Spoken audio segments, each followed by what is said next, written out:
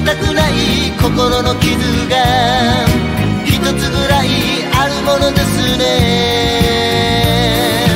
巡り合って愛し合って涙を覚えて、無邪気な季節は過ぎてゆく。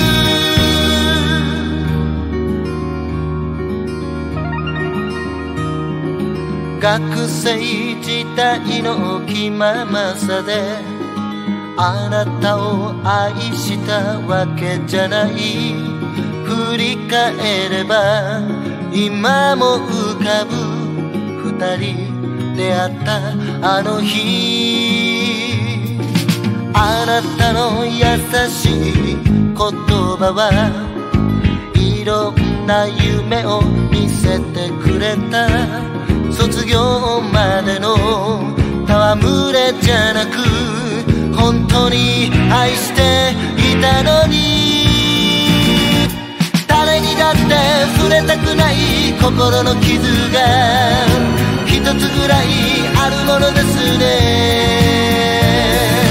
巡り合って愛し合って涙を覚えて、無邪気な季節は過ぎてゆく。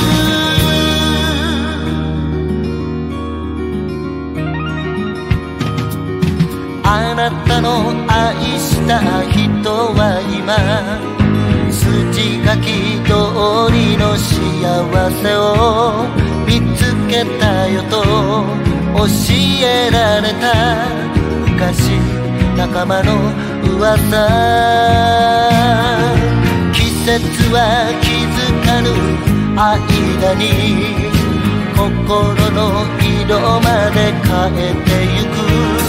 問いかけても答えはない。人はどうして悲しい。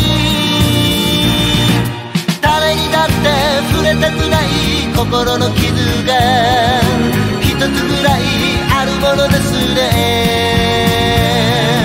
巡り合って愛し合って涙を覚えて、無邪気な季節は過ぎてゆく。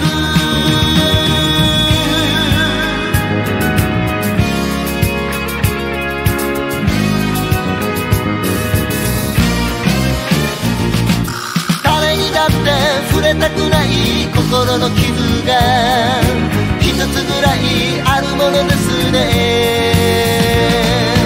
巡り合って愛し合って涙を